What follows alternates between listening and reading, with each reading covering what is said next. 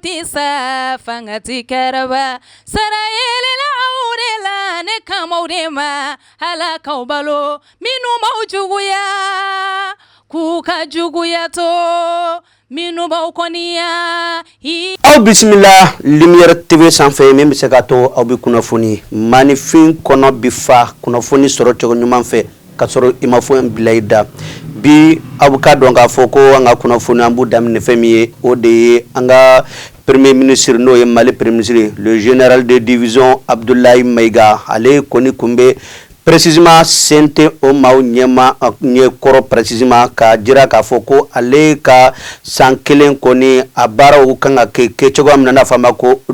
plan d'action gouvernemental la ale kɔni kun bɛ ka a ko kɔni fɛsɛfɛsɛ an ka sente membre ɲɛkɔrɔ bi n'i y'a ta k'a lajɛ san 2025 san 2026 a baaraw kɔni bi kɛ kan ka kɛ cogo min na Mali gouvernement fɛ u kan ka do sira min fɛ u kan ka ta sira min fɛ u kan ka fɛn minnu kɛ u kan ka ko minnu kɛ u kan ka fɛn minnu to yen u kan ka fɛn minnu lawaleya a kɔni kun bɛ ka nin bɛɛ lajɛlen wala ka a ɲɛfɔ sente maaw ɲɛkɔrɔ n'i y'a ko kɔni ta k'a lajɛ Mali kɔnɔ yan a jirala k'a fɔ ko wulikajɔ ni baaraw bɛɛ lajɛlen kan ka kɛ min bɛ se ka to yɛlɛma min bɛ ka ɲini n'o ye Mali kurako in kɔni bɛ se ka kɛ tiɲɛ ye cogo min na o de kun bɛ ka a ɲɛɲini wa n'i y'a kɔni ko ta k'a lajɛ Mali kɔnɔ yan Mali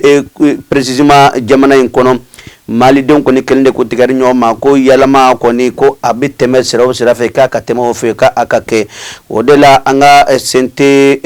jamana an ka sente mɔgɔw kɔni n'o ye an ka sente membre ye olu kɔni kun bɛ ka jamana premier ministre ɲɛma k'a lamɛn fo ka a se a lamɛn cogo ɲuman na wa n'i y'a ko ta k'a lajɛ i bɛna ye k'a fɔ ko n'Ala sɔnna ma a ko kɔni bɛɛ lajɛlen bɛ labɛn ka bila n'i y'a fɔ gouvernement ka taabolo sanfɛ ministre kelen-kelen bɛɛ unu ka i n'a fɔ service d'orientation n'u ɲɔgɔnnaw olu kɔni bɛɛ bɛna baara kɛ nin baara in kɔnɔna na san 2025 to min tora fo ka taa a bila san 2026 kɔnɔ san kelen jate kɔni ko o baaraw kɔni ko o bɛna a daminɛ hali sisan an bɛ to an ka jamana in kɔnɔ Malidenw caman bɛ yen u b'u yɛrɛ ɲininka ko waati min na parti politique kɔni cira a waati de jamana premier ministre ɲɛma ko o taara sente ɲɛma ka taa a ka politique générale kɔni ka taa a walawala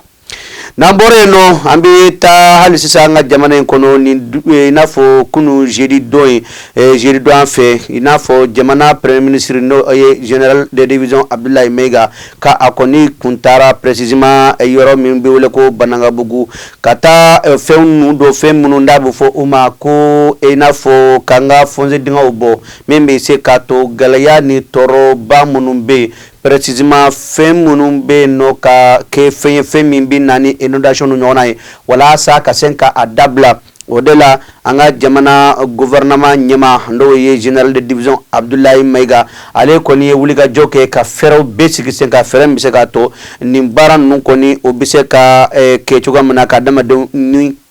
kisi kojugu ma n'i y'a ta k'a lajɛ san tɛmɛnenw na Bamako kɔnɔ yan dɔrɔn Bamako yan dɔrɔn a 79 inondation o de kɛra san 2024 kɔnɔ wa a kɛra fɛn min ye maa caman lasiran ka maa caman ja papa o de la jinɛ kɔni fɛɛrɛ o fɛɛrɛ bɛ tigɛ bɛ se ka to a ɲɔgɔnna wɛrɛ kana kɛ e ko o ko kɔni o tɛ labɛn na déjà ka ban wa n'i y'a ko bɛɛ lajɛlen ta k'a lajɛ Mali ɲɛma kɔni n'o ye général i n'a fɔ général du corps d'armée n'o ye Assimi Goïta ale kɔni y'a ɲini a ka gouvernement fɛ k'u ka fɛɛrɛ bɛɛ sigi sen ka fɛɛrɛ min bɛ se ka to jamanadenw kana faga bilen ko inondation ko kɔni u ka ma ka dabila wa o ko kɔni ko u ka ɲɛsin gɛlɛya wɛrɛw ma nin ko in kɔni kana kɛ gɛlɛya bilen parce que min kɛra salon bɛɛ y'a ye a kɛra bɛɛ ɲɛna wa a kɛlen don k'a ɲini gouvernement fɛ k'u ka cɛsiri ni baaraw bɛɛ lajɛlen bɛ se ka to lafiya kɔni bɛ se ka sɔrɔ nin ko ninnu na n'an bɔra yen hali sisan aw k'a dɔn k'a fɔ ko an ka fasoba Maliba kɔnɔ an ka jamana in kɔnɔ précisément an ka i n'a fɔ chef d'état-major général des armées ne ale kɔni ye i n'a fɔ général de division Umaru Jara o kɔni a y'a jira k'a fɔ ko wulikajɔ ni baaraw dɔ kɔni bɛ ka kɛ n'a bɛ fɔ u ma ko mission d'investigation k'o bɛ ka kɛ dugu min na sa o dugu de tɔgɔ ye ko Jafarabe ale sigilen bɛ Moti région na n'i y'a ta k'a lajɛ Jafarabe kɔni waati laban ninnu na a jirala k'a fɔ ko maa caman bɛ ka tunu civil do ko maa t'a dɔn maa minnu b'u la tunu maa minnu ta ka taa n'u ye o de la a kɔni y'a ɲini k'a fɔ ko a ka i n'a fɔ sɔrɔdasiw kɔni k'u ka wulikajɔ bɛɛ lajɛlen kɛ u ka ɲininiw kɛ min bɛ se k'a to maa minnu bɛ nin baara la maa minnu bɛ nin kɛwale la u ka ye joona joona u ka jira diɲɛma na wa jɛ tɛ kɛ n'a ye fewu ko maliden dɔw bɛ se ka bɔ ne a nin na ko ubiyɛn ko o bɛ se ka gɛlɛya sɔrɔ ka sɔrɔ a bɛ a ka baara la a bɛ balo cogo min na a bɛ ka o de ɲini hali sisan an ka jamana in kɔnɔ an bɛ to yen nɔ an bɛ taa précisément a bɛ fɔ fɛn min ma ko kunnafoni dilaw ka yɔrɔ e ko a yɔrɔ ninnu kɔni nin waati ninnu na man di kunnafoni di kɔni man di Mali kɔnɔ sabula a bɛ fɔ fɛn min ko gɛlɛya sɔrɔko la o kɔni bɛ kunnafoni dilaw kan i kɔni y'a ko bɛɛ lajɛlen ta k'a lajɛ tellement que papier dɔ bɛ n'a fɔ a ma ko texte tubabukan na o kɔni bilala n'o ye gafe ye gouvernement ka taabolo sanfɛ a mɛnna ko ka a lajɛ sa u ka sariya dɔ ta min bɛ se ka to kunnafonidilaw kɔni bɛ lafiya u ka baara kɔnɔ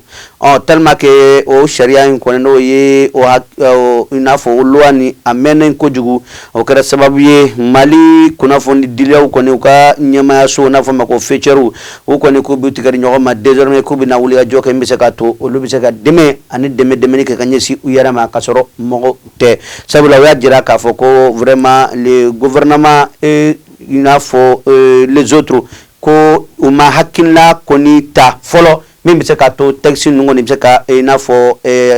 waleya cogo min na o de la u ye atelier kɔni sigi sen kan atelier in a kɔni kɛra kunnafonidilaw ani kumakɛlaw fo ka taa a fara journalistes olu de ni ɲɔgɔn cɛ nin atelier in kɔni ale kɔni a kuncɛra ni hakili sigi kuma caman ani faamuyali kuma caman halisa an bɛ to an ka jamana in kɔnɔ adamadenw bɛ mobili jɔ cogo min na Bamakɔ yan a kɛra fɛn min ma ni fɛnw gan u kamana na nin waati in na wa a jirala k'a fɔ k'u kɛlen bɛ ka fan bɛɛ kɛ parking ye u kɛlen bɛ ka fan bɛɛ kɛ jɔyɔrɔ ye yala o ko bi cogo di est ce que o tɛ désordre ye wa jamana in kɔnɔ est ce que o tɛ gɛlɛya ye ka ɲɛsin jamana in ko bɛɛ lajɛlen ma wa tɔɔrɔ o bɛ se ka sɔrɔ a caman na o de la u kɔni b'a ɲini ka jamana ɲɛmaaw ka wulikajɔ ni baara bɛɛ kɛ min bɛ se k'a to nin ko ninnu kɔni ka dabila an ka jamana in kɔnɔ hali sisan an b'a hakili jigin k'a fɔ ko an bɛ an ka i n'a fɔ jamukan min kɔnɔ n'a bɛ fɔ a ma ko kunnafoni di ko lase maliyɛnw ma n'a b'a wele ko flash an bamanankan n'i y'a ta k'a lajɛ an bɛ ko in bɛ kuncɛ ni min ye o de groupe lumière ka anniversaire min bɛ ka labɛn n'Ala sɔnna ma baaraw ninnu bɛ don maison la presse la le 31 mai balontan o ninnu bɛ don la le 7 juin ka taa a kuncɛ le 12 juillet n'an bɔra o la concert belebele kun dalen bɛ Bamakɔkaw ka cɛ ka kuma don a ko n'i ma se yɔrɔ in na hali i ka bila i kunna hali i ka sa sabula tellement ka yɔrɔ in ka di concert don a bɛ kɛ Café des Arts la Palais de la Culture kɔnɔna na a tɛ kɛ baasi ye fewu ka n'a bɛ dɛsɛ Awa Sila bɛ yen Chacha Baro bɛ yen fo ka taa fara an denmuso ani an ka dɔnkilidalaba n'u b'a wele ko Princesse Seyida Maba ale fana bɛ kɛ yen nɔ n'ale bɛ bɔ Burkina Faso kaw fɛ yen nɔ n'Ala sɔnna ma ka na Bamakɔ donc nin bɛɛ lajɛlen bɛ ka kɛ min bɛ se ka to kunnafoni jɛlenya ɲuman an bɛ se k'a lase malidenw ma o de an ka miiri n'an ka hakilina ye nin de tun b'an bolo k'a lase aw ma a y'a k'an mɛn n'Ala sɔnna ma kɛnɛ wɛrɛ kan wassalam. Lumière TV ma kotisa fangati karaba sarayele la aurela ne kamaude ma hala kaubalo minu maujuguya kuka juguya to minu baukoniya essence abana chawe barga banko fore barga more benana olu abese de la gastanji firito kare kona chawe beto sane na wuti sa le 16 juin comédien ni zola suka volontaire ne be palais konna la e nan ko o doron ta bane ne e be volontaire wore kalama o kenu ka concert babulu da Café des Arts konna na ko kana fodi mo shiko che faram so ka damsan faram ma goroba kan ne ni fodi ko aliki dega sa e bore kalama law je tere ma yera de meri mere le e mo ko ta e mo be kalama e wo che wo mo ko boni mo ko bode be barga mo de be ben no wa concert na fodi ko isara anga jega fo nyoko na le 12 juillet anga yo so concert ah be yera ka kori litiri gele litiri fla don essence la famille ko tafula ale ngam mana nyonga soro o naji jigi tigale bala ka su kisi bo param ko ni bogo param jigila tiya bana pe ko Lumière TV ku e ko kura wore bo ko 5e édition wa anniversaire bele ba ko re bina ke mi le 13 juin mais nyani anga se 13 ko 12 kan an joy donc palais de la culture ko bolota bele babi ulada fe 16h na borola ameta ko ganje kasura bana kakla sigo palais de la culture ko tu ka fe des arts ko na ko ka ta bla flani tebel no re fo ko intina ga bashe mi na be dese woni en na ko die bashi la gro amuta ma ke magoroni atina ga magoroni mi taka dumbe dese o ma la famille anga jongo sura to ko bana denge paratika